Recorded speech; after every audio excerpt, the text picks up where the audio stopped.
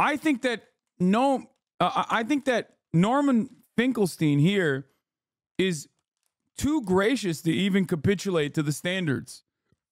I know he just wants to basically he wants to basically carry along the conversation so we can move to more productive avenues, but the city of Rafah. Prime Minister Netanyahu has rejected the latest round of negotiations as delusional. With the Palestinian death toll now exceeding 29,000, pressure on Israel. Shmuley said 400 women were shot in the genitals and had their breasts chopped off on October 7th. Dude, I think like I think that's not the worst thing, because I feel like a broader audience is going to look at that and go like, okay, these guys are fucking getting unhinged. Like, the more ultra Zionists get free reign to propagandize their psychotic murder fantasies, the more I feel like normies look at that and go, what are you saying?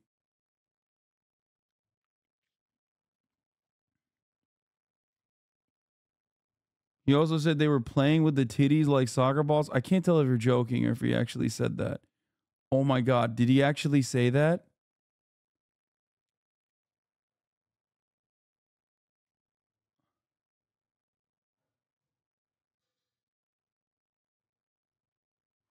Okay, now I do want to watch that. Globally is mounting. Brazil's President Lula said it's not a war in Gaza, but a genocide. Is he right? Is it time for Israel to end this war? We've invited two of our most passionate contributors to debate this, the American Jewish political scientist Norman Finkelstein, and I like that it's like Norm, who's written many books on the matter and is like a formative scholar on the subject, versus a charlatan, a clown, a fucking hack. It's always like, dude, Israel-Palestine debates are always like, here we have a celebrated author, journalist, scholar, activist who has spent their entire lives covering the subject of Israel's genocidal actions, versus guy with a fucking dildo shop and a YouTube and a podcast on YouTube. It's like, what is happening? How does no one look at the situation and go, wait a minute, what did you just say? You're putting a fucking scholar up against like a dude who has a dildo shop and a podcast? What? Excuse me. I feel like maybe you, like, are you trying to set up the issue to like make Israel look even more fucking unhinged? I didn't know Finkelstein had a dildo shop. Good one. No, I'm of course talking about fucking Shmuley. Celebrated scholar versus crying baby.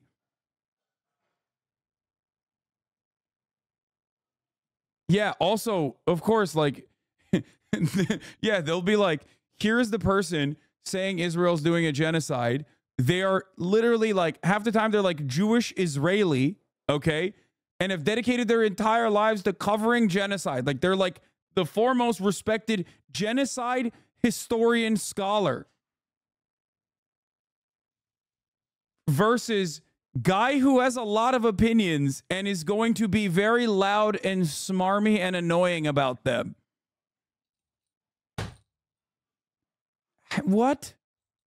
What do you, how is this like, how does this not like ring alarm bells in people's minds? Okay.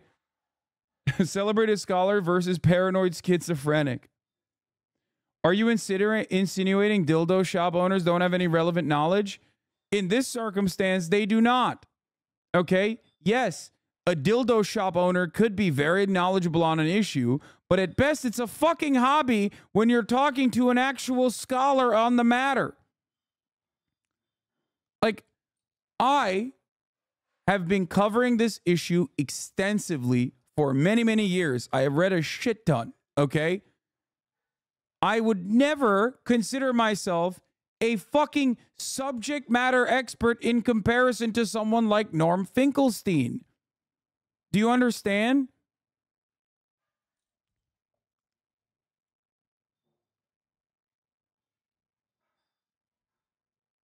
That's it. That's my point. And the author, Rabbi Shmuley. October 7th. Let me ask you when this. 1,200 Jews were burned to death, slaughtered, and no democracy should allow that, except for one person, Norm Finkelstein. He's suffering from Judeo-dementia. It's not Shmuley who suffers dementia.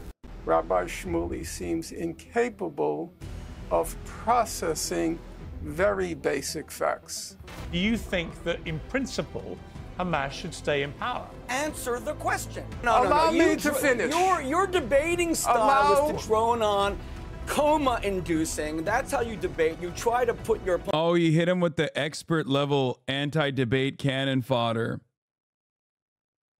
You're boring. You're boring. Please stop saying things. You're boring. You're boring all the bitches. Classic Andrew Tate style. You're boring. Please stop bullying me. Opponents into slumber, for God's sake. How about letting me decide whether it's a simple question? I don't think you have to be a professor to answer the question. Should Hamas stay in power? He should have done the worm. Rabbi Shmuley hits the expert level debate tactic of getting up and doing the fucking worm. It would have been over at that point, okay? The XQC's greatest invention for the field of debate is the forbidden jutsu of doing the worm, okay? Welcome to both of you. Let me start, if I may, with you, Norman Finkelstein. Good to have you back on Uncensored.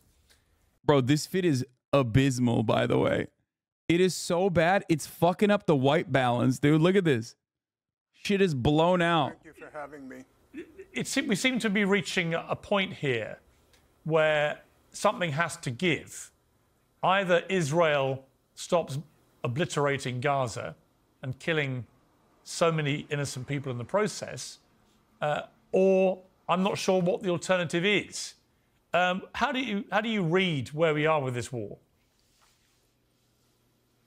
There are many ways to read it. You can read it politically, you can read it militarily, you can read it strategically, or you can read it from a point of view of human rights and international law, so long as it bears on human rights. Now, when it comes to the very last consideration, I think it's very clear how we should read it. Namely, the International Court of Justice, the supreme judicial body in the world, has said that Israel is under two obligations. Obligation number one is to honor the laws of war in what it's doing in Gaza. And obligation number two, Israel has to provide humanitarian aid and assistance to the people of Gaza.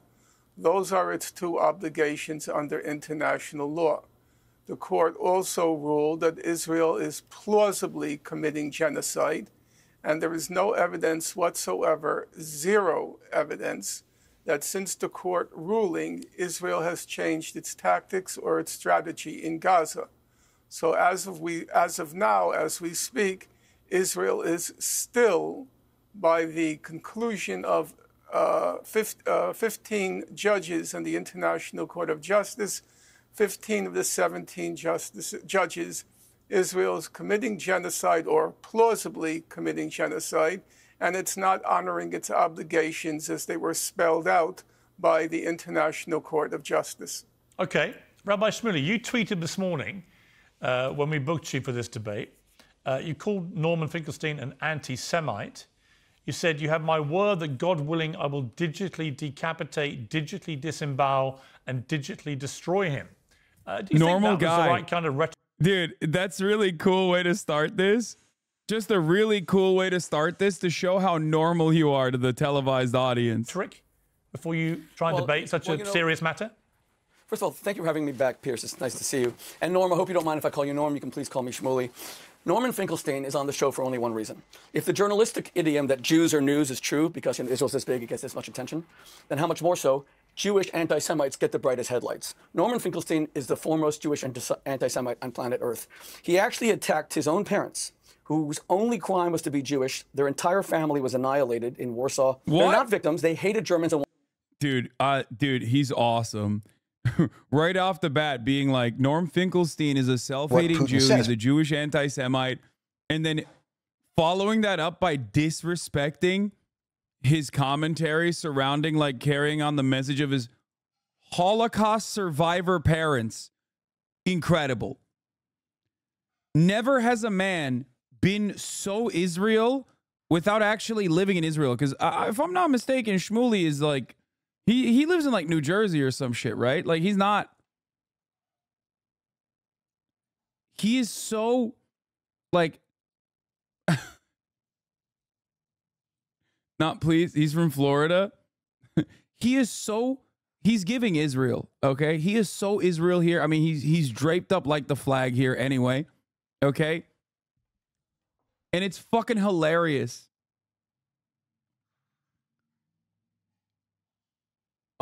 34 MKD 50. Thank you for the 50 gifted subs. Wanted them dead. He didn't think to himself, maybe my parents wanted the Germans to suffer to stop the war, to break the will of the German people, to stop murdering, gassing 10,000 Jews per day. His hatred of the Jewish people has extended even to his own family. He calls Israel a satanic state that comes from the boils of hell. He calls it a vandal state. He said that the 15 people murdered in the Charlie Hebdo massacres, he has no sympathy for them whatsoever. But this is the most telling thing of all, and you discussed this the last time. He said, on October 7th, hours after the massacre of 1,200 Jews started, he wrote, "It warms every fiber of my soul to see the children of Gaza smiling as their arrogant Jewish supremacists that have been humbled. The stars above in heaven are looking down. Glory, glory, hallelujah." Let's just go through this. 400 women shot in the genitals, their breasts cut off as terrorists played with their bloody breasts like a football. Glory, hallelujah.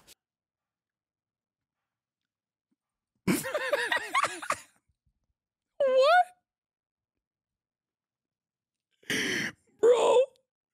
Bro, what? He actually said that?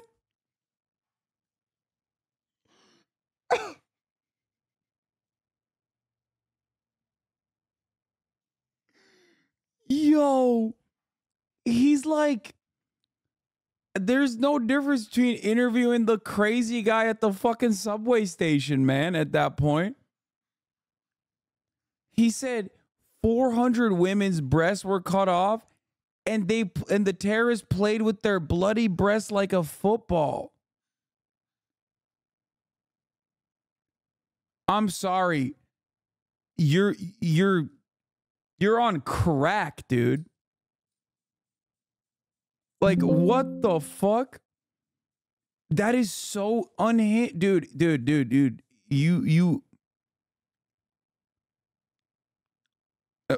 I don't know. I don't know what to say about this other than like, there's literally one account of that actually happening and it's uncorroborated. The person standing right next to that person didn't see it. Yeah, and the guy who said it happened, or the lady who said it happened was like, you know, they asked follow-up questions and she didn't really have too much.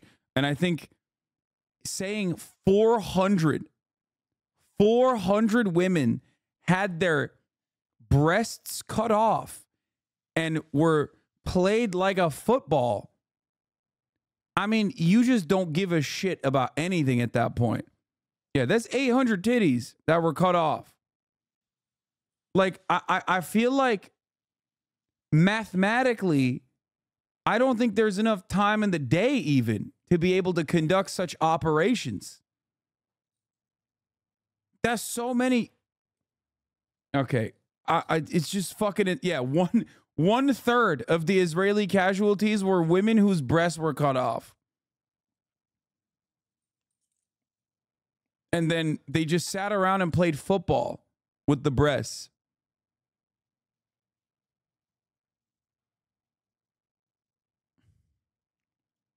Women shot in their genitals, Norm. Glory! You should be a televangelist. Glory! Hallelujah! Children burned to death and beheaded. Glory! Hallelujah! Come on. You're a fair person, Piers. This is exactly what your friend Douglas Murray said, because he refuses to debate Norman Finkelstein. He called him a sociopath. He said Norman Finkelstein is a psychotic. He's not on your show because he's a serious academic. Dude, that's awesome. It's like he's telling on himself. He's literally he's calling himself out right now. He's like, no serious academic goes on your show. After all, only psychotic people go on your show. After all, I'm on your show. Yeah, by the way, Douglas Murray is a fucking straight up white supremacist, but Wolfgang Benz, professor of Ellingen, who was one of the foremost German historians of the Holocaust, said the only thing interesting about Norman Finkelstein is that he needs a psychiatrist. Okay, well, look, Professor right. Wolfgang. Wait, one second. Professor Wolfgang. I want to Okay. just ask you this, though. You see, it's interesting. Norman Finkelstein gave I thought, a pretty measured argument in response to my first question. You've gone ad hominem immediately and attacked the man. yes, sir. That, sir, is an ad hominem. How dare you, sir? Don't you do it. It's like, wow, man, you fucking sure told him. Not the issue and not the question that I asked you, which is to respond to what he was saying, which is a growing feeling around the world, by the way, that Israel is now committing, as he put it, as the court said, a plausible genocide. I don't happen to think it is genocide they're doing, but what I do think is happening is that there is a shameful number of innocent women and children being slaughtered on a daily basis, and I don't see what the end game is other than the obliteration of most of Gaza and many people living there. So to answer that point, So let me answer your question directly. First of all, when you quote President Lula of Brazil, he is a criminal who served in jail for corruption. He has zero credibility. He also knows nothing about history. Wait, I'm sorry. Yeah, I don't know if you're up to date on this stuff, but, you know, Lula Livre, okay, number one, totally fucking exonerated, absolutely fucking the political machine landed him in jail over faulty bullshit charges. The fuck do you mean? Even if he did go to jail for corruption, by the way, for like real charges, that still doesn't change the reality that, like, you know, Israel is doing a genocide. This guy has one fucking speed, dog. One speed and one speed only. And that's just anyone you bring up, I'm going to shit on him. I'm going to do a character assassination. I'm going to try my very best to just, like, spit out as many psychotic facts that are not even factually accurate at all. 10,000 Jews were gassed a day for 4 years after the Wannsee Conference in January 1942. To compare that to Gaza is an abomination. Secondly, Norman Finkelstein is a liar. The International Court of Justice specifically said that Israel is not committing a genocide. So when you tell me, why do I... No, they didn't. No, they didn't. What do you mean? Dude, it's like looking at an ongoing court case and being like, well, they haven't finished the deliberations yet. No, if anything, they did say there's enough credible evidence that they certainly are doing a genocide, which is precisely the reason why there's enough evidence here that we will continue we will continue the deliberations. What the fuck? It's the exact opposite of what he's saying. The truth is the exact opposite of what he's saying.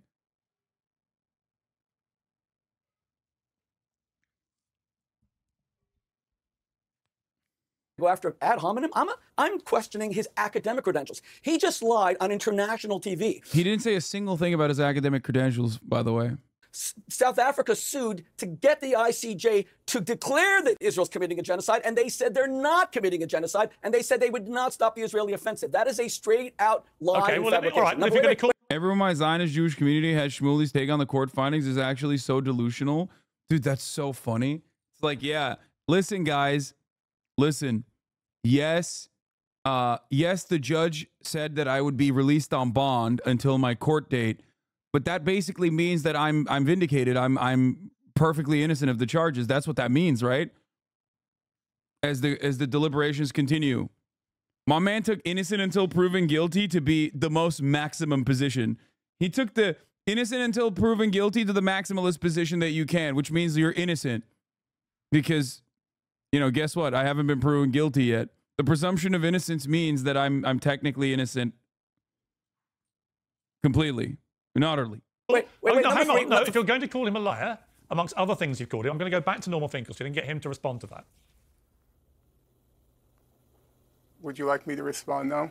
Yes, please. Yeah, I think it's only reasonable you should. Yeah. Well, I'm not sure what was the purpose to inviting either me or Mr. Shmuley to this program, because obviously we are on two entirely different wavelengths. Mr. Shmuley is in the business, which is not surprising, of character assassination. Yeah. Also, Also, Rabbi Shmuley's. I shouldn't even say Rabbi Shmuley. I don't even think he is full blown rabbi, right? That's like marketing. Yeah, Shmuley's fucking academic credential assessment is comprised of him just being like, you fucking, I hate you, you suck, you're an anti-Semitic Jew, and you disrespected your Holocaust survivor parents that you talk about. What credential was addressed here? He's in the business of libel.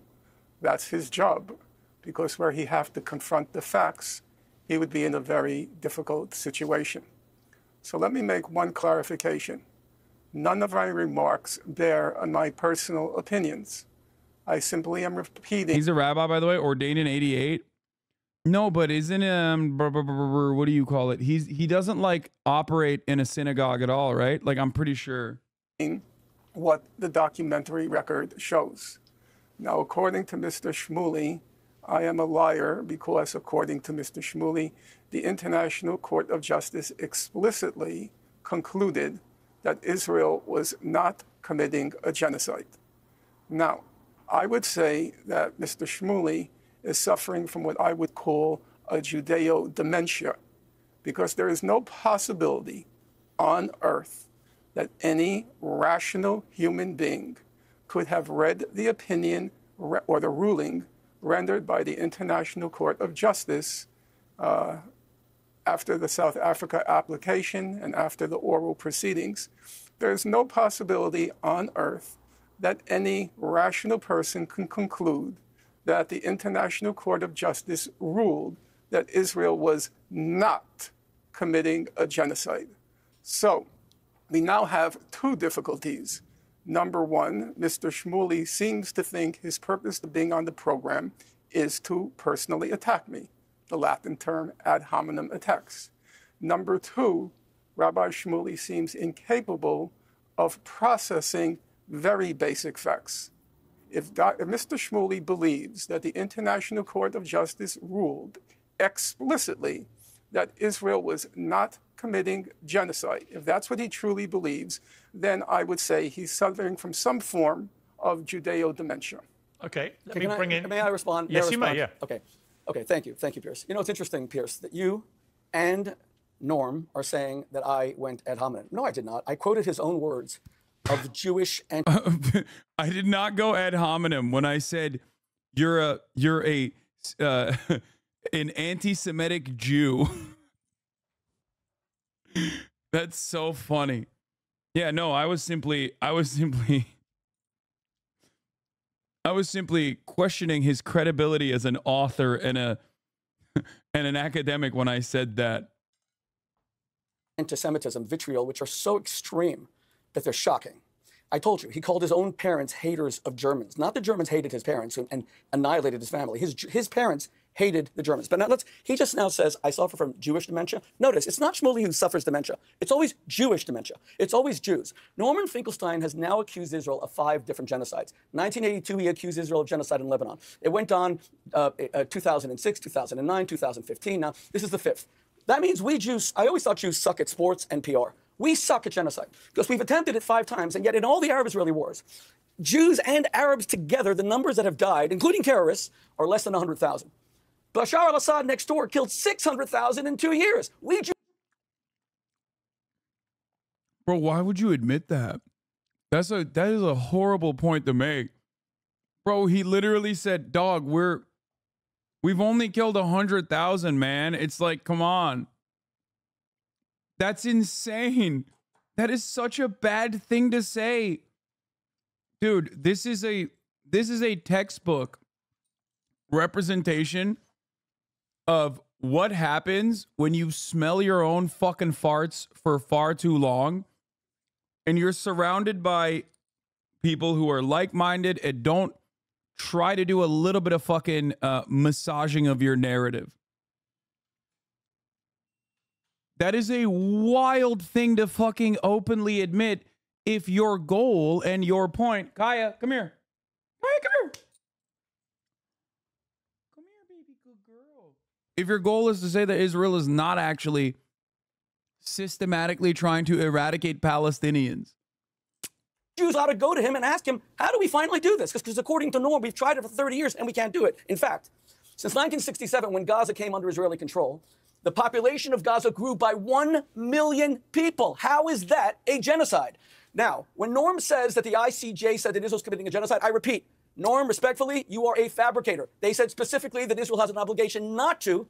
South Africa asked for a cessation of hostilities. They refused. They repeated that refusal last week. How you could get on this program and actually fabricate? Well, I guess I know why, because even your mentors, Chicago professor Peter Nozick, calls your scholarship, quote, trash. And this is trash because anyone can Google what we're saying. Yeah, but Rabbi Shmuley, look, I'm going to jump in again because, again, what you're doing is attacking your other debater here. He said I suffer from dementia, for God's sake. Why don't you call him out on that? Dementia? Seriously? With respect, what you're not doing is answering the specific questions. There are many, many people around the world increasingly concerned about the scale of Israel's response, the appalling death toll of children, the appalling number of children also being orphaned, the appalling number of women being killed, innocent women, and they don't see an end game. They just see Israel continuing to bomb, kill.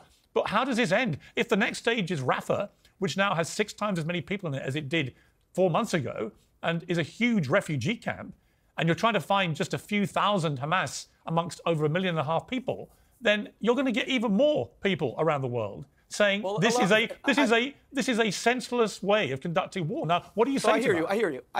Okay. In the lifetime of your parents, the greatest statesman of the 20th century, Winston Churchill, fought the greatest evil the world had ever seen. Now, the Americans used something called a Norden bomb sight, and they only bombed during the day, and they lost so many crews as a result. It's a phenomenal new Apple series called Masters of the Air that shows this. The British came to the Americans and said, are you guys crazy? You're sending your pilots to die during the day? And the Americans said, well, we want to make sure we are not hitting civilians. We're hitting military sites with this great. It was the second greatest invention after the atomic bomb of the Second World War, the Norden bomb sight. That's not what you and the British did. You bombed at night indiscriminately, murdering millions of civilians. So by the definition of Norman Finkelstein, who says that whether you intentionally target civilians, which Israel does not, Israel loses hundreds of soldiers. But the whole point, with surgical strikes. Rabbi Wait, no, but I'm asking, but I need to respond to Norman Finkelstein. Let me respond to your argument. Was Britain a terrorist state fighting the Nazis? Okay, yes or no? I will come indiscriminately. Yes, I'd like to hear his response. Let me ask Norman that. What I would say to that, for what it's worth, is that there was huge regret over things like the carpet bombing of Dresden, which led directly to Cologne, Essen, Dresden. Which led directly, by the way. It was April 1945. Let's go to Cologne. Let's go to Dresden. Let's go to Hamburg. Let me finish. Yes. Which led directly to the Geneva Convention to try and prevent these things happening again. Many people think what's happening now in Gaza is a form of that happening again. God. Norman Finkelstein. No. What is happening with Piers?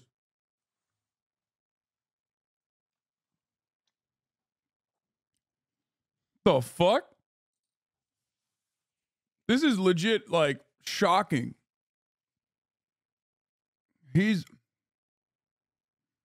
What the fuck? Oh, no, what's happening in Gaza is what the Americans did with the Norden bomb site. The Israelis are using surgical targeted strikes. Well, they're killing a lot of children. Because Hamas lives under their homes. If Israel's Hamas builds... Rabbi Shmuley, with respect, if Israel's being that precise, why is it killing so many children? Firstly, I want to know what is the accuracy of your numbers, because I trust Hamas as much as I trust... They're complete liars. Secondly, Hamas... Okay, got it. Unfortunately, wants these children to die, because the more that die, the more you're going to challenge me on TV. Israel wants them to live. Israel withdrew in 2005. Hamas builds their military installations under these children's homes, under their kindergartens, under their nurseries, under their hospitals. All right, we now found 350 miles of tunnels under children's homes. That's the size of the New York subway system. I want to be fair to both sides on time. Norman Finkelstein, your response. What would you like me to respond to? I suppose the analogy with World War II and the fact that indisputably, many hundreds of thousands, if not millions, of civilians died in that conflict. And the argument is it was for the greater good of defeating the Nazis. Do you see any parallel with wanting, and I completely understand Israel's desire, fervent desire, to eliminate Hamas after what they did on October the 7th, particularly as Hamas has stated again and again, they want to keep repeating it again and again. So on that particular argument about when you wage a war against whether it's the Nazis or Hamas, I wouldn't be stoked, callous, about bombing civilian populations if I was advocating for a side in the genocidal campaign that was doing the genocide. Okay? Because between Hamas and Israel, no matter how much Hasbara dick riders and ultra-Zionists fucking claim that this is the case, Israel is far closer to the Nazi regime than Hamas is. A lot of civilians tragically will get killed in the process, but ultimately that shouldn't stop you going ahead with the war to try and achieve your goal. What do you say to that? What I would say to that is there's a very good reason why this case was brought before the International Court of Justice. That is, as I'm sure you know, that if you examine what Israel has done in Gaza since October 7th, by virtually every dimension you examine it, the intensity of the bombing, the density of the bombing, the magnitude of destruction of civilian dwellings, it's literally like there is no, like, people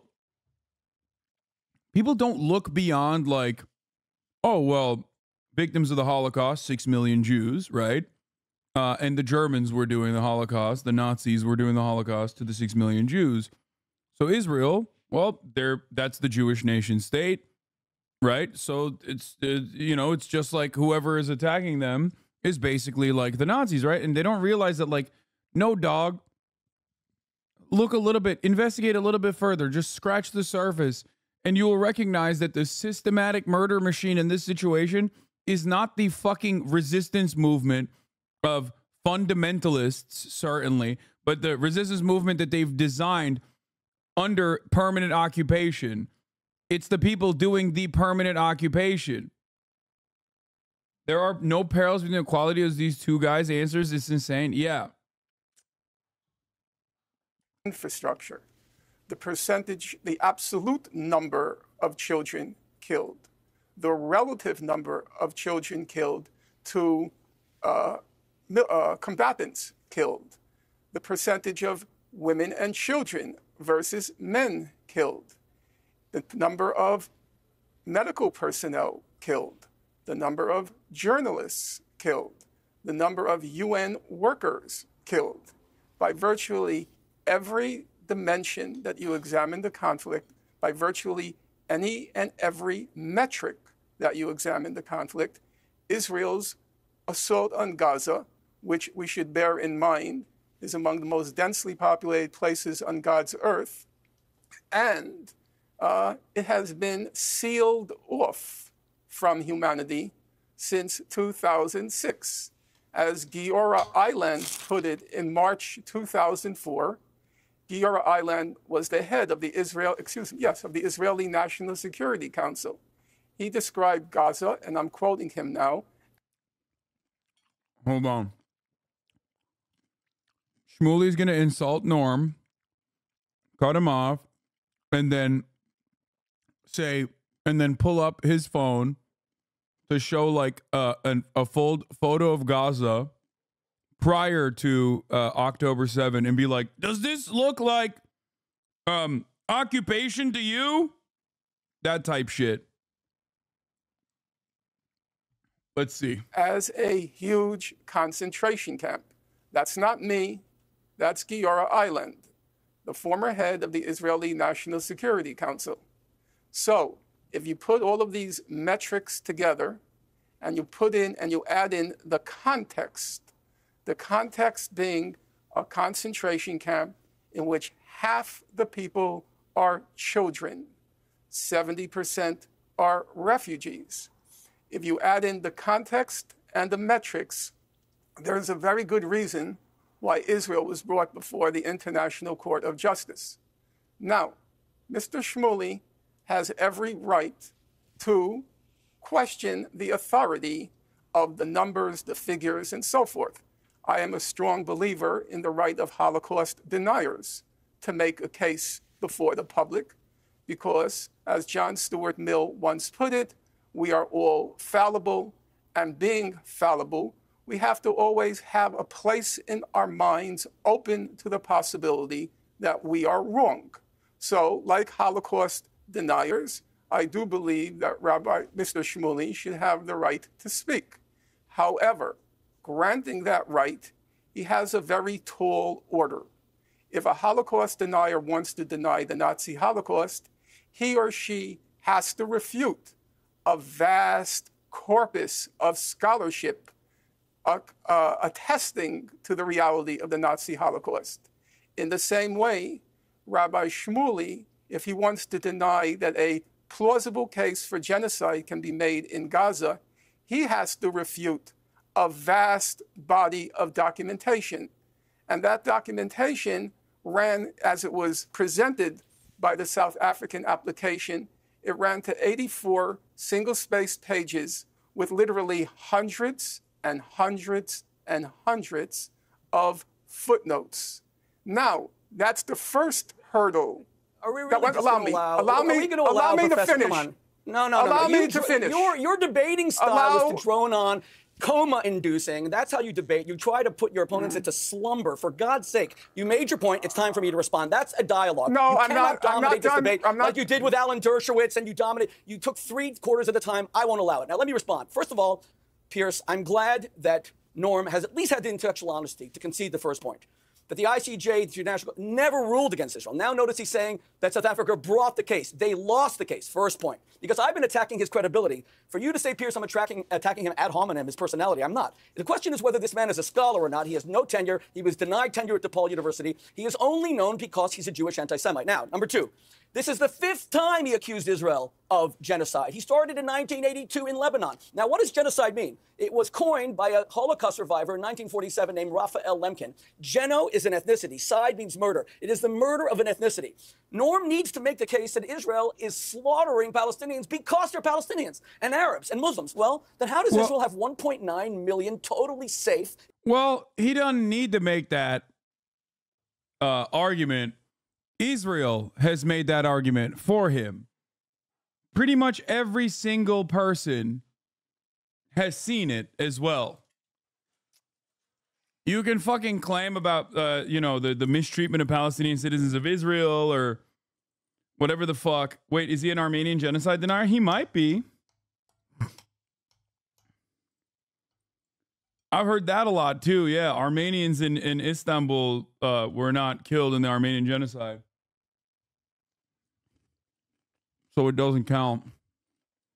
Israeli citizens who vote in the Knesset, an Israeli Arab judge who put an Israeli Jewish president in jail for rape, by the way. Why is that none of the Israeli Arabs have risen up to stop this genocide? Because it has nothing to do with ethnicity. Let me ask you this. It has to do with a date called October 7th. Let me ask you this. 1,200 Jews were shot in the genitals, burned to death, slaughtered, and no democracy should allow that, except for one person, Norm Finkelstein. Because he has an irrational hatred of Jews. Rabbi Shmuley, with respect, Norman Finkelstein is not the only person seriously concerned about what's happening in terms of Israel's response. Genocide? Using the word genocide? I would say the majority of the world right now is concerned about what's going on in Gaza. Is President Biden and believes that Israel's response is now becoming wholly disproportionate. And again, I ask you this question. Netanyahu, incredibly unpopular back home in Israel, probably wouldn't even... Now. Only now it's becoming unpopular. Being prime minister now, if it hadn't been for this war, given the scale of the social unrest and protests over his attempt to thwart the power of the Supreme Court. So you've got a deeply unpopular prime minister, particularly with Israelis' own people, right, waging a war, and many people cynically think he's just going to keep doing this because it buys him more time. But if I could ask him, and I can't because he won't come on again on this program to date, I would simply say, when does this end? How many people are you prepared to kill on the other side before you declare mission accomplished? And why would you think, by the way, that killing so many innocent people in Gaza and destroying so much of the homes in Gaza, north and south, why would you think that that would end radicalization of people who may be sympathetic to Hamas? Why would it not have the opposite effect?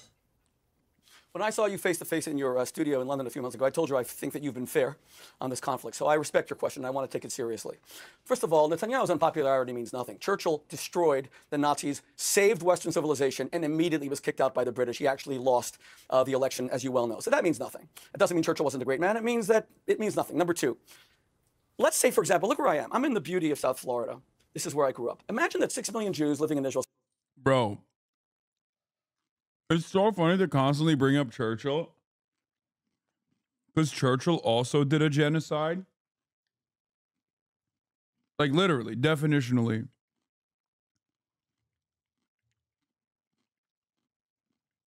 It's funny. And yeah, I mean, obviously, he's bringing up Churchill in fucking South Florida, which is mind-boggling to me. Like the fact that he's not even living in Israel, it's like, what the fuck, man? Brother, you ain't even living there. What's going on? Go live there.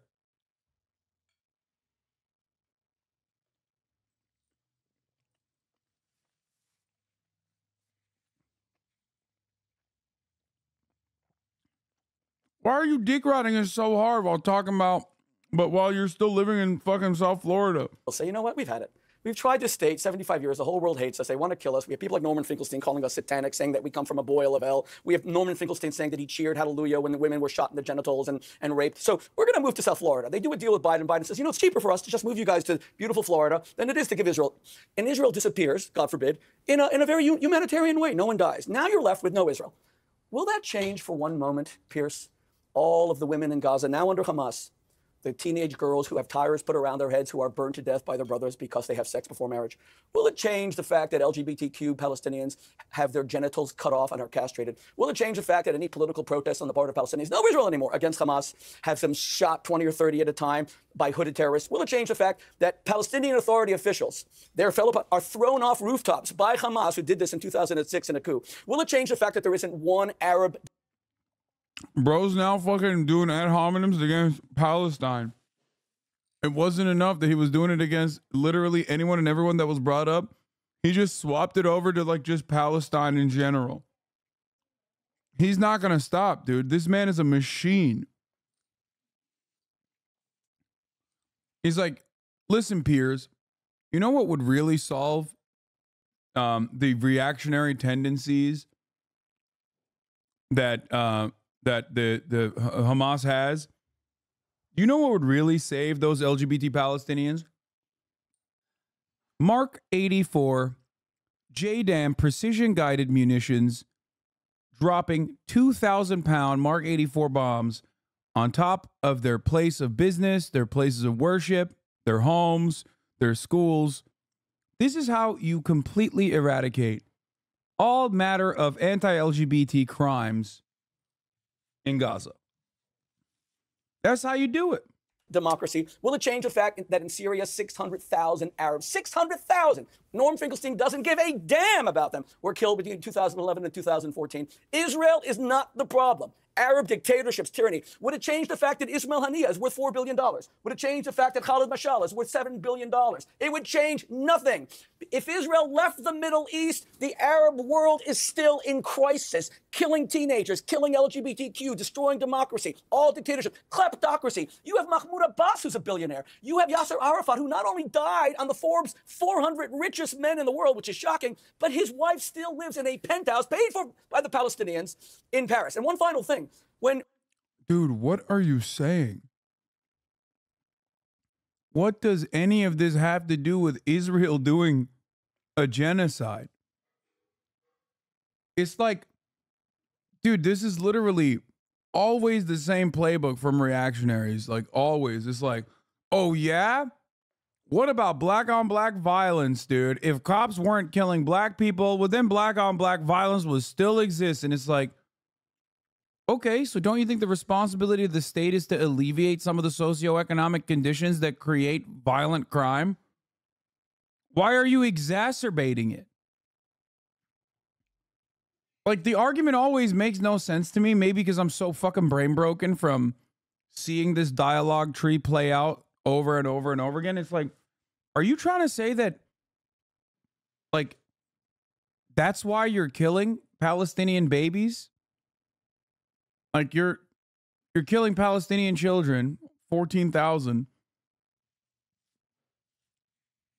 and blowing up their schools because you're just like really upset that Ismail Haniyeh has $1 billion to his name? Is that what it is? He's like stealing funds from the Palestinians?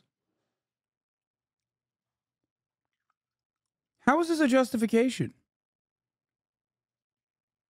when Norman Finkelstein fabricates and says about the terrible plight of the Palestinians in Gaza, they were given about $100 billion over the past 18 years. More, that is triple per capita what the Marshall Plan was given to Europeans. Look what they did with it, Germany, France, England. And you know what the Palestinians did with it, with what Hamas? They built tunnels. It's pretty funny to be like, hey, by the way, how dare you say Israel is ethnically targeting Arabs? But here's why the Arab mind is barbaric. Like, his retaliation to Israel is not ethnically targeting Arabs is that, well, we're ethnically targeting Arabs because they deserve it, because they have the mind of an animal. Oh, okay. Got it. Oh, okay. Cool. Thank you. I surely don't believe Israel is targeting Arabs on the basis of their ethnicity now. With giant television screens where the Hamas Hitler, Yahya Ayash, is living now with his family. They didn't build one bomb shelter. Let me go to Norman Finkelstein. Norman, the question I would have for you is this. Do you accept that Hamas need to be removed from power in Gaza? I would say that the preeminent, I would say that the preeminent question at the present moment ought to be, do I accept the fact that the Israeli government ought to be removed from power? Well, hang on, that's a different question. No, with respect, that's a different question. I can ask you that separately, but the specific question I have for you...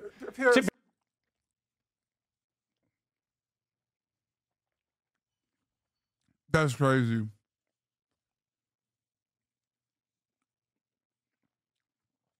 Bro, you let Shmuley fucking yap for like 25 uninterrupted minutes, saying the most unhinged shit. And then the first moment that you ask a question to Norm and he wants to go on a fucking long-winded answer that reframes the question in a way that's more favorable to his position, at least from the audience's understanding of it, especially because it's a complicated answer to begin with, you immediately stop him and you're like, no, answer the question. Bro, Shmuley hasn't answered one fucking question yet, dog. What do you mean?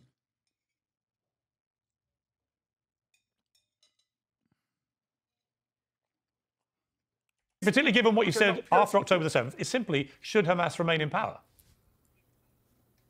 And should Hamas remain in power, I think that the Palestinian people should be able to determine their own future and determine their leadership.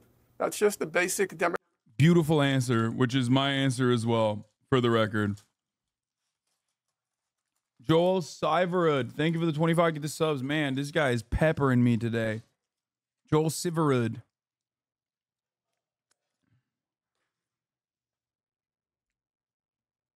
It's correct. That answer is correct. What is your personal opinion? No, I don't decide what people should do with their lives. You've expressed many strong opinions about... Hang on. Rabbi Shmuley, I can do an interview, thank you. The problem I have with that response is you're very quick to level the charge of genocide at Israel, and many people would agree with you, many wouldn't. But you're not so keen to be held to account for your view about Hamas. And I don't see... Hamas is born out of a necessity for resistance. Norm Finkelstein's position is that it is not up to him to tell someone living in the Warsaw Ghetto how they choose to resist to the Nazis that have put them there.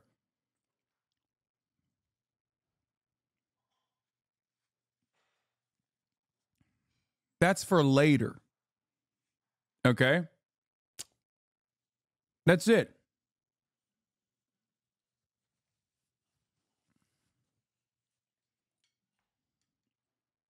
There would be no Hamas if there was no oppressive apartheid Jewish supremacist state.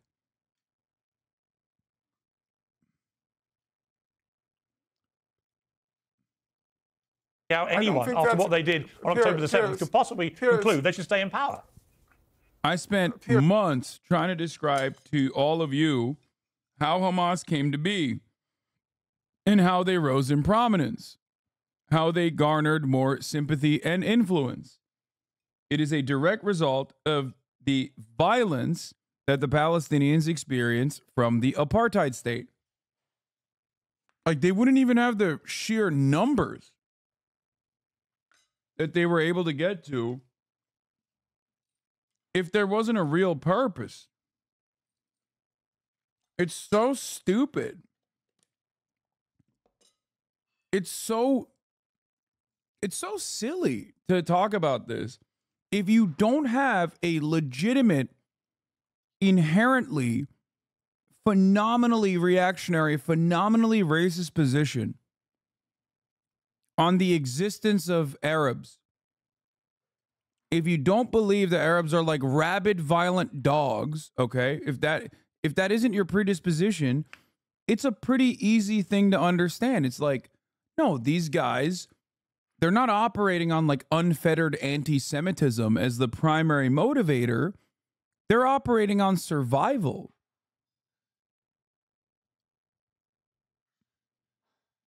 It's not Arabs, it's the Islam. No, that's just cobium. Doesn't matter. Islam, Arabs, doesn't fucking matter. You're just a racist fucking idiot. After all, one of the most major regional allies to Israel is a Muslim country. It's the Muslim country that I'm from, Turkey. Another major ally to Israel is another Muslim country, Azerbaijan. You don't know anything. Saudi Arabia is another ally to Israel and has been for a very long time. Saudi Arabia isn't just a Muslim country, but specifically is the Wahhabist center.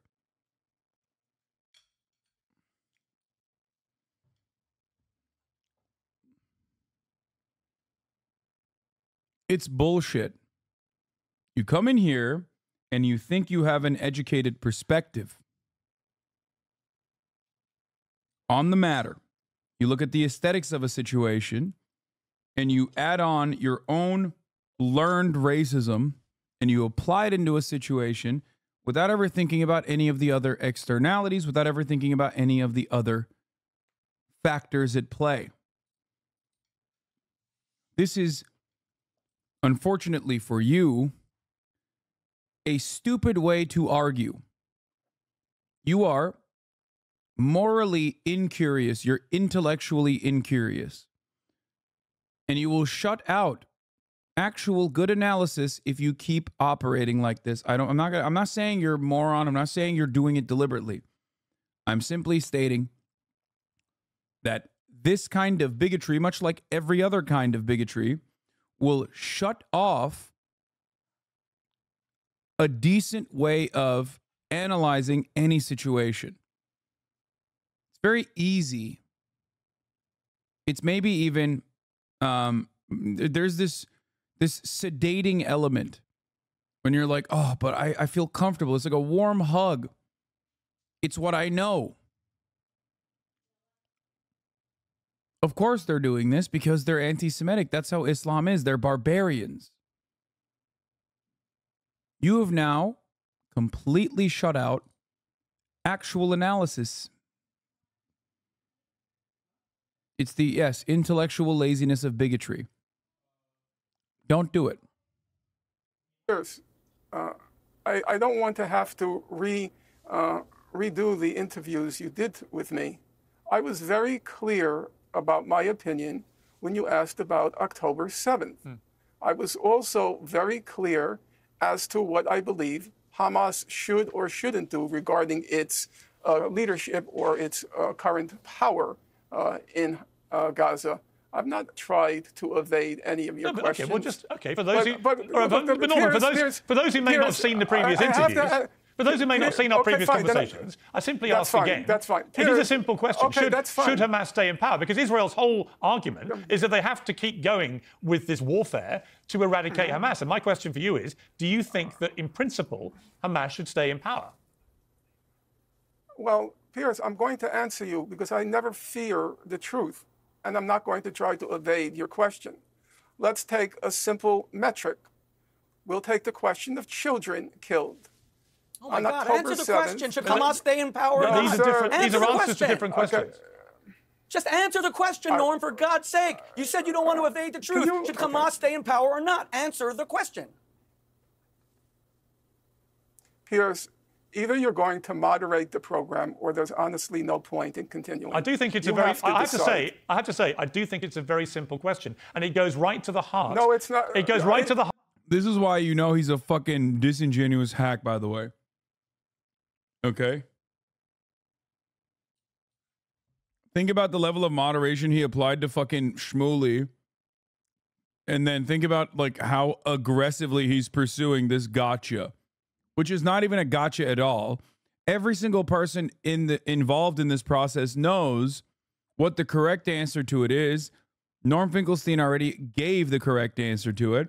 If the Palestinian people will Hamas to continue being their governing body, then they should be, and I am not going to be the person to tell them that is not correct. I am not going to be the person that tells the Jews in the Warsaw Ghetto how they get to resist to an apartheid state. But this is not even a question that should be asked at all, because there's no question, there's no answer to this question. Hamas has not been in power. It is not a real power center. Hamas is simply a militant resistance group.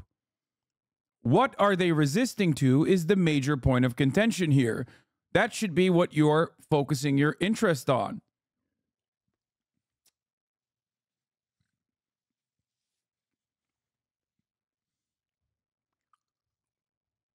There would be no Hamas if there was no violent apartheid state. This is an irrelevant deflectionary mechanism that ultra-Zionists apply willingly and deliberately in a disgusting manner to any fucking conversation whatsoever, because they know that it is a way to try to shut off your interlocutor. It is a way to get you to say, I condemn Hamas. That's it. It's a longer way to try and you know, say, do you condemn Hamas? It's just a deliberate deflectionary mechanism. Okay? The answer is simple. You don't get to tell another human how they will free themselves. If you are an honest and moral individual, your goal should be to eradicate not the resistance to the unjust structures, but the unjust structures themselves. And there is perhaps no structure more unjust than a genocidal apartheid regime that has occupied an entire population for over 75 years.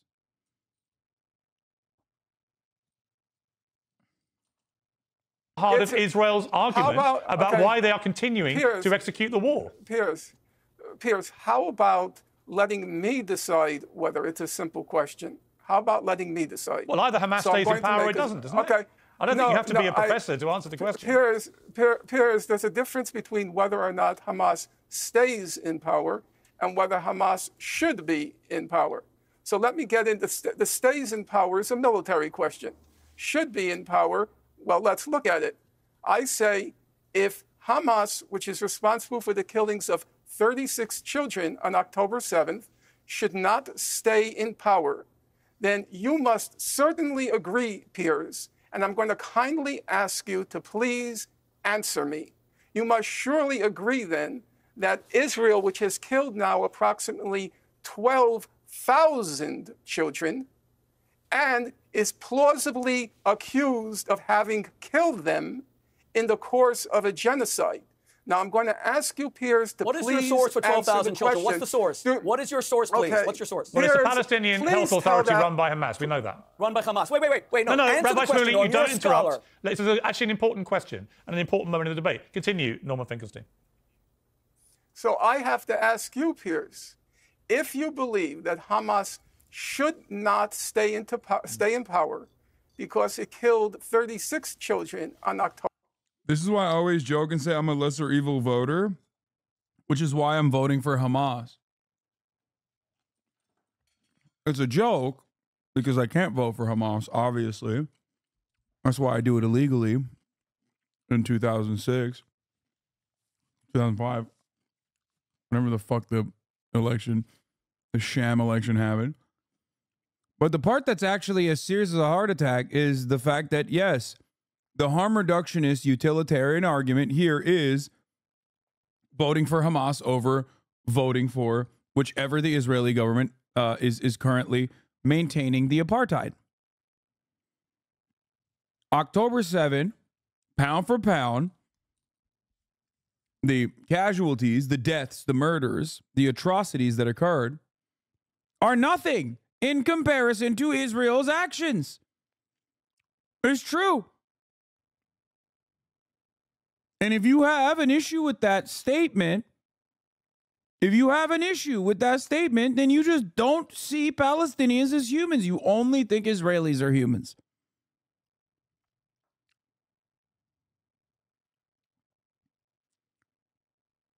If you are a liberal, if you are a harm reductionist, you're voting fucking Ismail Haniyeh every time on that goddamn ballot, okay? You're fucking doing a writing campaign for Yahya Sinwar. You're like, hey, man, I really don't like the methods. I really don't like what they've done. October 7th was an atrocity, but, you know, we got 99% Hitler. We got 100% Hitler. Gonna go with 99% Hitler. And let me tell you, statistically speaking, if we're looking at the fucking atrocity scale here, okay, calculating atrocities, it turns out it's not even 99% Hitler versus 100% Hitler. It's around like, what, 65% Hitler versus 100% Hitler? Israel beats out the Palestinian forces on babies per capita murder, on civilians per capita murder, civilians to enemy combatant ratios. Israel loses, or, well, wins. Israel has killed far more civilians than it has enemy combatants. Israel has killed a far greater number of children than enemy combatants in comparison to enemy combatants. Israel has destroyed a far greater percentage of civil infrastructure in Gaza than Hamas has in Israel. They are the far greater evil in this situation.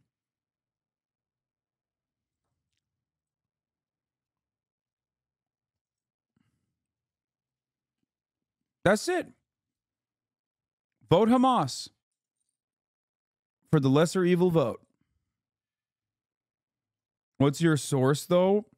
Yeah, what's my source? My own two fucking eyeballs, every single mainstream media outlet, every single third-party investigator, every single NGO, every single human rights group, the United Nations. Now, I know this person is joking, but he should not be joking at the top of the hour. Is Israel even better at killing their own people? That much I don't know. I feel like Israel, that one is a tough one. And this isn't to be like, oh, Hamas is killing its own people all the time, like throwing them off rooftops or whatever. But I do think that Israel is pretty good at killing their own people, but like accidents do happen as well. On the Palestinian front. Like, even if Israel is winning that equation too, and there's a likelihood that it probably is, it still doesn't change the reality that the number for all the other ones are so much larger. Israel also number one at collecting semen. Israel number one at friendly fire. Israel number one at cum extraction. Very good. October 7th. Then you must surely agree several times, 1,000 times more emphatically that the Israeli government should not be in power because it killed 12,000 children, not as collateral damage, but plausibly according to 15 of the 17 judges on the highest judicial body in the world. Okay, you said that point. Okay, here's my answer. Here's my answer to you. Here's my answer. And a genocide. Here's my answer. You haven't so far answered my question. If you do, I will give you an emphatic answer to yours. So let me just ask again, should Hamas stay in power? My answer is, if we apply one standard... No, that's not an answer. ...across the board... No, that's not an answer. If we apply one standard across the board, I am perfectly happy to say Hamas should be removed from power if you agree that several thousand times you've made that point. more emphatically the Israeli government should be removed from power. I think there are two completely separate questions, and I would answer it like this. No, they're not. Well, I'm going to explain to you. I'm going to explain why I believe they are. Because, I will listen. Because Israel's response was a response to an appalling terror attack. I believed after October. Yeah, Hamas's existence is a response to the most consistent, appalling act of terrorism, genocidal apartheid. So at that point, you have to literally fucking ask yourself, what is worse? A question many genocide deniers have actually found the wrong answer to. If you ask a white supremacist, supporter of the South African apartheid, they would say, no, the ANC is far graver of an evil than the white supremacist apartheid regime in South Africa. If you ask the average person, a moral person, a smart person, a sane person, person with a heart, they would say, regardless of the crimes that the ANC may have engaged in, and there was certainly violence, the far greater evil was the systematic exclusion of black people and those with any kind of black ancestry from regular participation in South African life. The apartheid is a far graver, far more violent evil. That's it.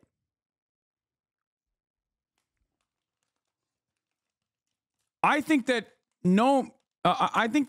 Norman Finkelstein here is too gracious to even capitulate to the standards. I know he just wants to basically he wants to basically carry along the conversation so we can move to more productive avenues, but overall, there is also a standard for this violence. There is also a necessitation of this violence. And when you investigate a little bit further, you start recognizing that violent resistance to an apartheid, no matter what the tactics are, is still nowhere near as unjustifiable as the violent mechanisms of suppression that the apartheid necessitates. That's it.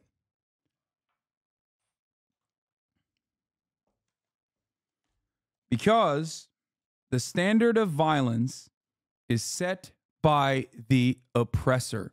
The standard of violence is set by the colonial power. The standard of violence in this circumstance is set by Israel.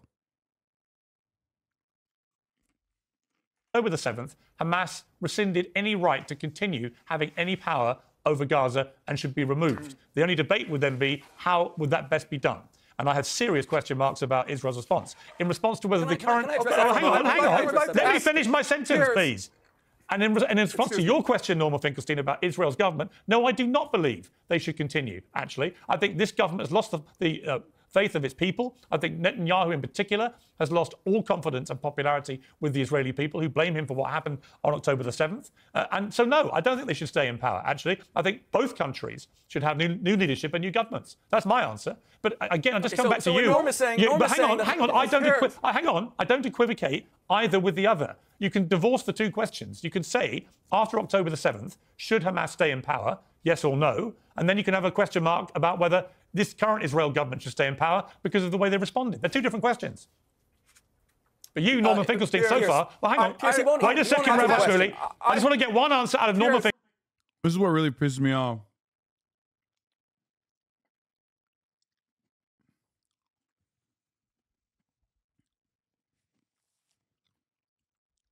he's still trying to make it seem like October 7th happened on an island.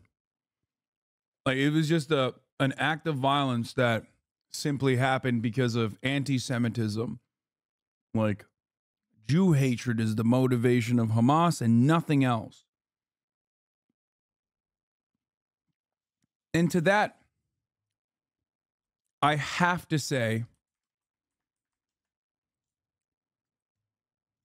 hold on. God damn it. Shut the fuck up, Chad. Stop still leaking. Got a lot of fun to come. Stop leaking. Everything is in context. In the years and decades since, and even her thought processes today. Everything is in context. My mother she would give us a hard time sometimes, and she would say to us, I don't know what's wrong with you young people. You think you just fell out of a coconut tree? You exist in the context of all in which you live and what came before you.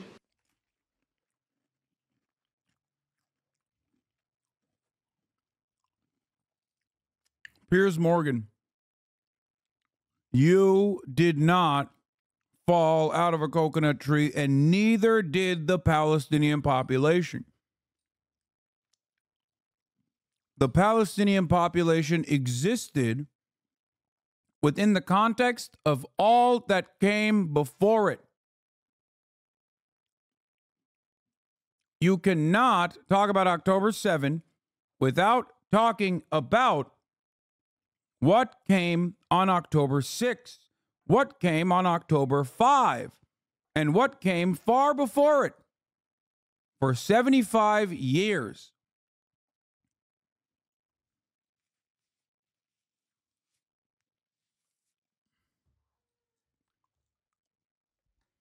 I'm Coconut Pilled and Content Maxing. This is the greatest soundbite that Kamala, Marxist, Leninist, dialectical materialist, historical materialist Harris could ever deliver to a community such as ourselves. Okay? Donald Harris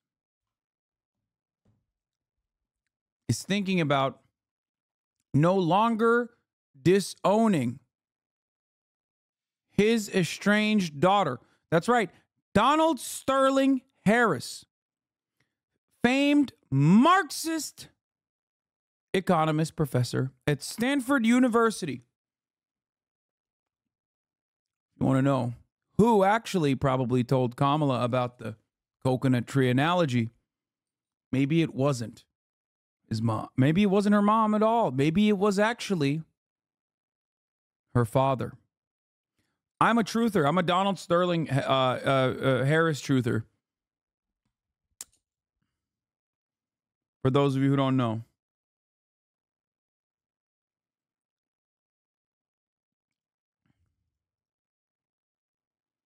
Her father is a Marxist? Wait till you find out. Wait till you find out. So is Pete Buttigieg's father as well. I have no idea what the fuck you're saying. Please elaborate. The coconut tree analogy that she talks about is like, is basically somewhat, I mean, it's dialectical thinking. It's foundationally a Marxist way of thinking. It is how I think. Or at least you can exaggerate to make it seem like that.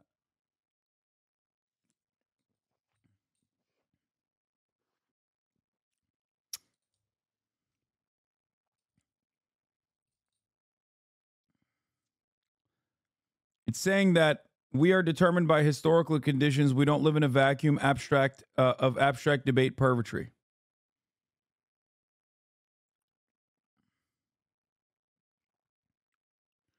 Doesn't even have to be Marxist. It's neo-realist. I mean, it's just, I like to think it's Marxist. I like to think that she's actually doing historical materialism. Men make their own history, but they do not make it as they please. They do not make it under self-selected circumstances, but under circumstances existing already. given and transmitted from the past. The tradition of all dead generations weighs like a nightmare on the brains of the living.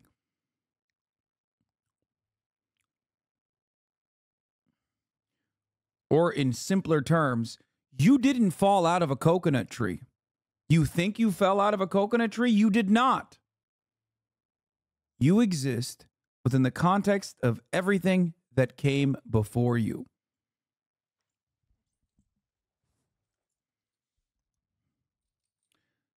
Kamala motherfucking Harris, girl boss queen.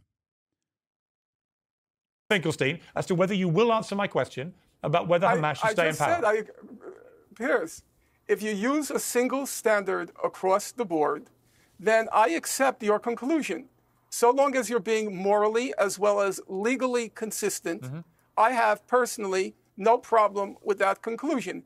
However, I would want to say, Piers, and I'm trying to be honest, but also intellectually consistent in this matter.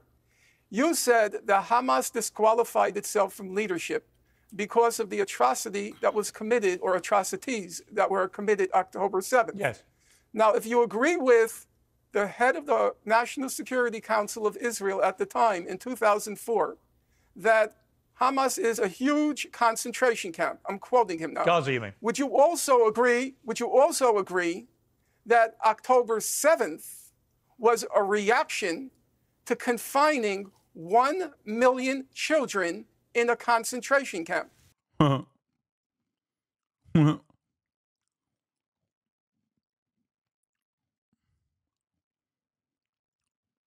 You support Palestine, Muslim?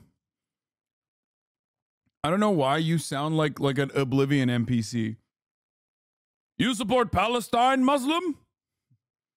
Like he just like called out my class.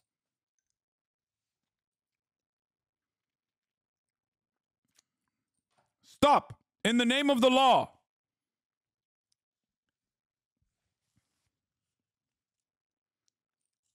Halt, Muslim.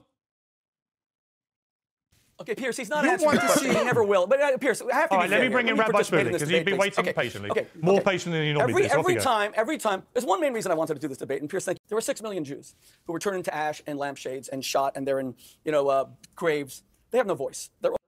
It's so fucking weird and disrespectful to like bring up victims of the Holocaust in such a careless manner.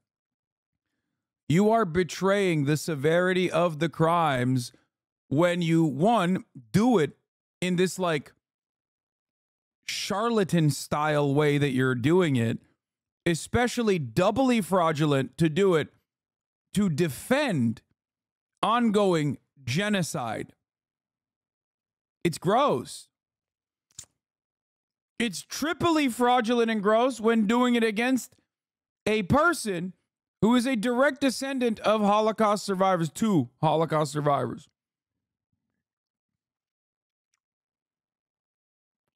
Only tomb is our memory. Norman Finkelstein is a Holocaust denier. He has said that David Irving, the #1 Holocaust denier on earth, who Britain despises to their credit, who lost huge against Deborah Lipstadt, he said he's a great historian. Every time he calls Gaza a concentration camp, as if there's gas chambers there, as if there's SS Einsatzgruppen going around shooting Palestinians, he denies he is a Holocaust denier. Now, why does this matter? Because why won't Norman Finkelstein answer your simple question about whether Hamas should stay in power? And don't tell me this is ad hominem. In 2016, he gave Norman Finkelstein's like, yeah, my parents are, I don't know what survivors, which greatly informs my perspective on history and how this should, and what humans should and shouldn't do. Yeah. They come from a ghetto. I don't know where. An interview where he said that he essentially makes his income through giving speeches. He said that he gave 40 slips to his accountant for speeches against Israel. That doesn't mean he doesn't mean what he says. No, wait 1 second. Hold on. It doesn't mean he doesn't mean what he says. 4. No, 1 second. Hold on. If he attacks Hamas, he said that his speeches went from 40 to only 4. He'll be down to 0. Now, here's the point. You're right. It doesn't mean that. But when you pressed him in your first debate, you did so admirably, Piers. Hours Shani Luke's parents stayed at my house for the past 10 days. She was the woman who, within an hour or two of the attack, a German-Israeli woman, was put dead, shot in the head, stripped naked. I maintain that she was the most desecrated woman in world history in terms of how many people saw her naked body. As that was happening, Norman Finkelstein wrote, it warms... What is he saying? ...every fiber of my soul about these... Bro, he's just hyper-focusing on this one. ...scenes in Gaza. And glory, glory, hallelujah. Now, to your credit, you pressed him on this in the first interview. And you know what he said? He said, I had no idea. I only thought 50 Jews had died. I didn't know 1,200. So, two questions. Number one, Norman Finkelstein, how many Jews need to die before you are no longer celebrating their death and saying, glory, hallelujah? Is it 51? Is it 500? You know, one black man was murdered in Minnesota. His name was George Floyd, and tens of millions of people marched against his murder. God bless them. But for you, it would have had, we need 49 other dead black men before they start marching. Number one. Number two, what you're confessing, Norm, is that you are a joke of a historian. He's so gross.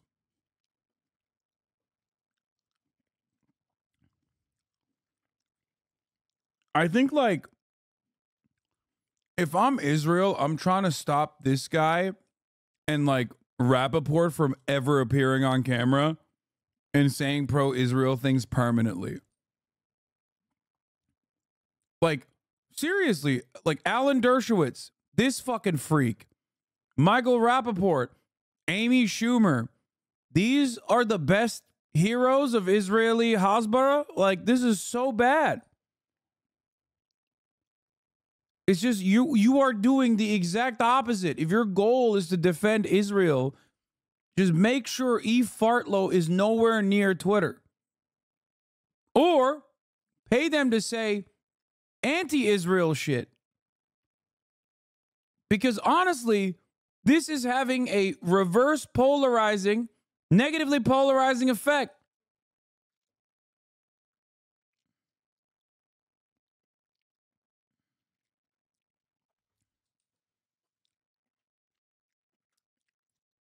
Brett Gelman. I feel like ultra-Zionist propaganda like rots your brain in a really significant way where you are just like, well, I can't even see how fucking gross this guy is.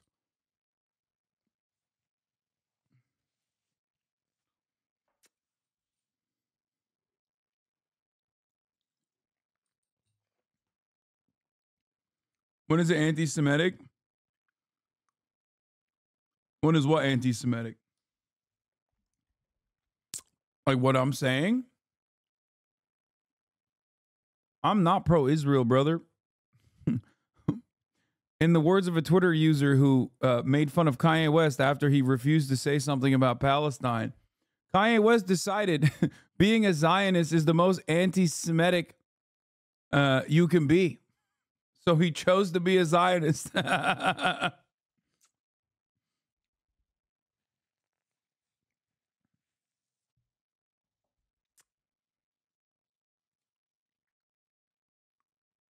Anyway.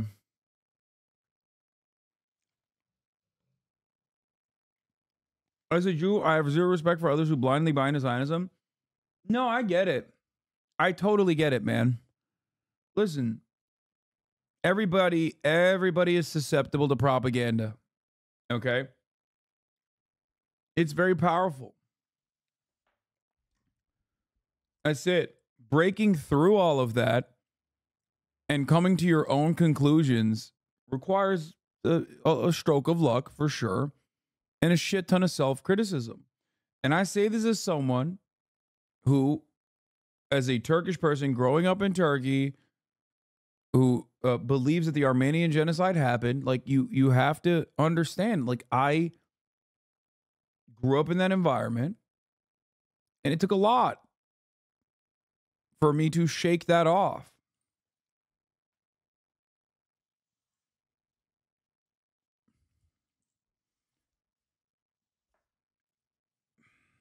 Jewish kids in America, especially if they have like ultra Zionist or, you know, lightly Zionist, even liberal Zionist family members, get propagandized for a very long time from birth, basically. And the worst part about it is a lot of the propaganda is based around real historical, factually correct, evidence-based concepts. Okay? That's why it is so fucking hard to shake off too. Because it's not just like Birthright, where they're like, here, look how scary Palestinians are. Also, look at how sexy the IDF soldiers are. Please you guys should hook up and make babies in Israel. It's beyond that. There's also the history books worth of information that shows that, like, you as a Jew have been hunted down and persecuted relentlessly throughout time.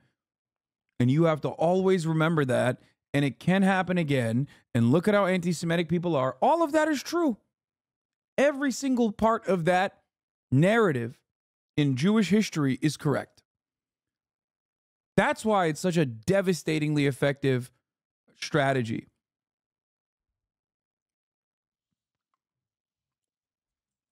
Because it's surrounded itself, or at its core, it has fundamental, historically accurate truths.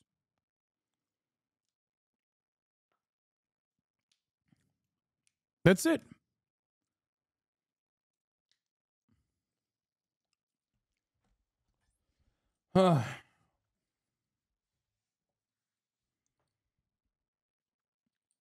Like, why do you guys think? You would think that, like, the Arab world did the fucking Holocaust the way that these goddamn apes wearing suits in European countries talk about how the Arab world deserves everything it gets, how barbaric they are.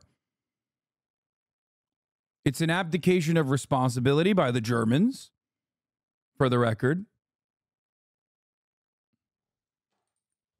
It's a very comfortable narrative, so you can maintain your moral superiority. We're the civilizing force of the world. We would never do genocide. We would never be anti-Semitic. How dare you? That is for the Arabs, the barbarians. You know? Isn't calling people apes further dehumanizing people? Yes. And I love doing it. That's your takeaway from this? If that's your takeaway from this, when I say apes in suits, what I'm simply mentioning, and I hope you guys understand this, is that the way that Europeans who come from a colonial historical background present themselves and their actions and their history within the framework of a civilizing force, that they're somehow above it all. Okay? They're somehow above it all. That's why I like to say, Angloid or things of that nature, basically. It is what people historically have regarded the victims of colonial occupation. You know? It's a way to reframe it.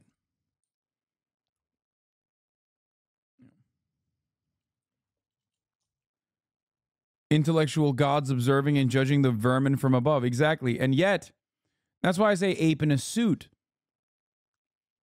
Like, you wear the suit and you present yourself as elevated. After all, you're not a mere tribesman, right? You have science. You have the might. You have the will of God backing you. And therefore, of course, these are supposed to be your servile subjects. Like, the fuck do you mean? They don't know any better.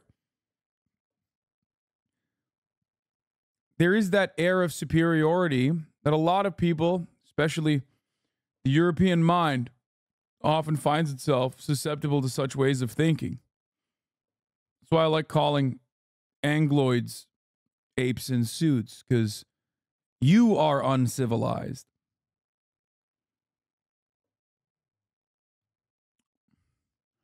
What's really ironic in all this is that growing up in a Zionist community, we were taught that Israeli terrorist groups during the founding of Israel, and teachers called them terrorists, but the takeaway was that they were ultimately good.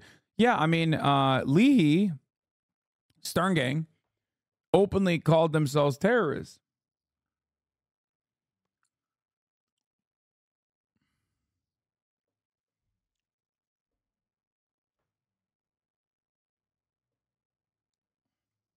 historian. Because your defense to Piers Morgan was, I didn't know. I have 3 people who do my Twitter. I gave it to them. By the way, I'd love to know even one name of those 3. I dare you to mention their names because I'd like to question them because I believe you're fabricating that as well. I think you wrote this yourself. You did not give it to 3 people who work for you on Twitter. But here's my question. You claim to be a serious historian. What kind of serious historian, before they even know the facts, says, I love seeing dead Jews? You admit you knew nothing. You say that you had no knowledge, and you were saying, glory, hallelujah, may more Jewish women be shot in the vagina and have their breast cut off. Now,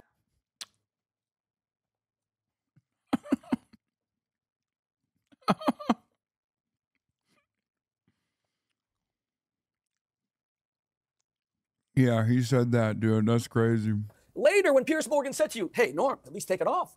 At least delete it. You now admit 1,200 died. And you know what you said? It's part of the historical record. So you are a fraudulent historian by your own admission. You said this fraud that you are thrilled that Jews were shot in the vagina, women were gang raped, is part of history. But it's a false history. So to be fair... I love that bro has no arguments. He's just making shit up. Like his argument is like, hey, first of all, a lot of atrocities did occur on October 7th. Just stick to the actual shit and say Norm celebrated it. And that's a gotcha enough. You know what I mean? That's it. If your goal is to not have a productive conversation and like embarrass your opponent, which is the goal of the debate, okay, then just fucking do that. You don't have to be like, yeah, that's right. They were playing football with the vaginas. And then a baby came out of one of the vaginas. And then the baby tried to high five the Hamas terrorists. And then the Hamas terrorists actually started playing football with the baby. And then there were rats.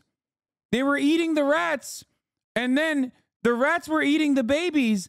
And then the rats grew. And then they ate the rats that ate the babies. That's how Hamas works. Sorry, I just mixed up my propaganda. All of a sudden, I'm Yeonmi Park.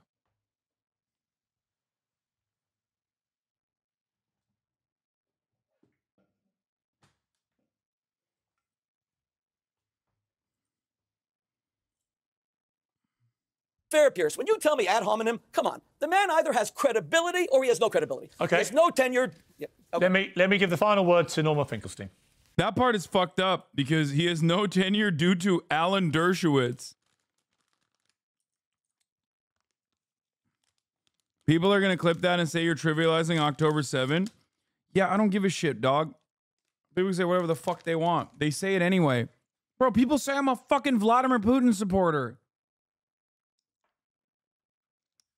They call me Osama bin Laden. You saying people are going to clip that doesn't change that reality. They're going to clip it anyway. If you know they're going to clip it, you know, show the full context when you see it.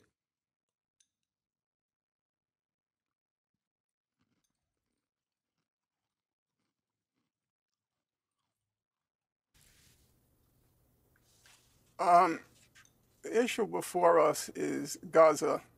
It's not me. Now, there is a temptation, obviously, on my part to defend my professional honor and my personal honor, but I am going to forego that. I'm going to withstand that temptation and end on the note that this conversation began and was supposed to continue. And so I would say that if you are indicting me, then you are also indicting the sanity of the 15 judges on the International Court of Justice, including, quite surprising to me, including the American judge.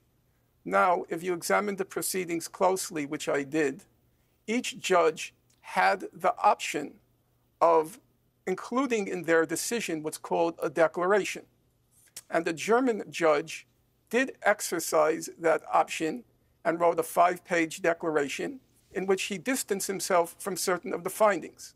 However, it was very noticeable that Israel's main ally in the world, the judge from that country, the American judge, did not issue a declaration, which is to say, she went along with the conclusion without qualification.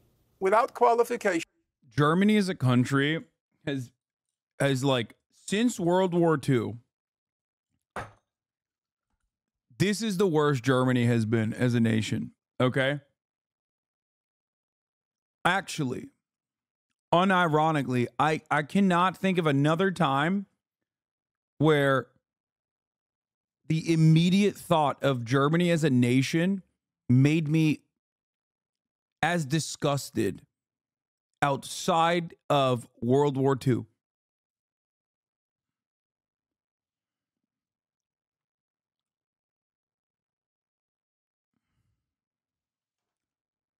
Straight up. Gross. That Israel is plausibly committing genocide. Now, I would want to end on the note, as you know, Piers, genocide is the... Says us who are bombing millions of Palestinians. What the fuck do you mean? Yeah, I'm disgusted with America. That much is a given. crime of crimes under international law. To be plausibly guilty of the crime of genocide, it's a very, very high standard, a very high standard.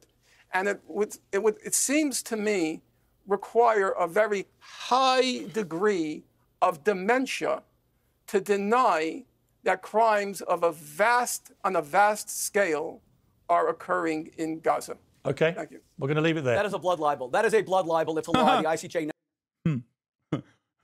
Yeah, it's blood libel when you say that Israel's genocidal actions are indeed genocidal. That's sick, man.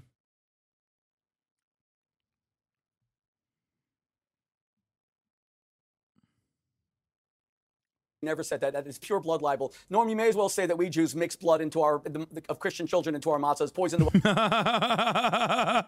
What the fuck? Yo, he's so insane, dude.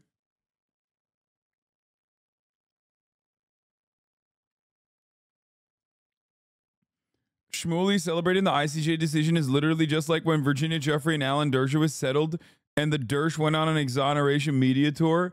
Oh my God, you're right. And they're rivals, the besties, Shmuley and Dersh. The Dersh! For those of you who don't know. He said Israel's genocidal actions being called genocidal is akin to blood libel and then proceeded to describe it in great detail. He's so fucking awesome, dude. Blood libel. Thank you. We're going to leave it there. I'm going to run it again. That is a blood libel. It's a lie. The ICJ never said that. That is pure blood libel. Norm, you may as well say that we Jews mix blood into of Christian children into our matzahs, poison the wells of Europe. You are guilty of a blood libel. The ICJ never said that. Yo! No, it's even funnier. He didn't even say Israel's actions are genocidal is blood libel. He said saying that the ICJ's decision to continue that there is plausible evidence that Israel has genocidal intent, which is a matter of record. This is not an issue where there is deliberation. That's just a matter of record. Ben Shapiro once did this to me when I talked about during the George Floyd protests. I talked about the IDF teaching the American police forces after 9/11 about counterterrorism techniques, which also included the strategy of kettling and corralling protesters. And I wrote this tweet out, and then what's his face? Neon Ass Taster. He got mad. God, Podhoretz, the Podhoretz's nephew. Come on, there's definitely enough people that are brain broken here that knows who I'm talking about. John Podhoretz's fucking nephew.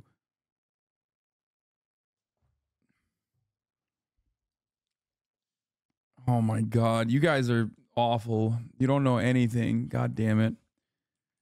I need more brain broken people. Neon Taster is his name. Neon Taster.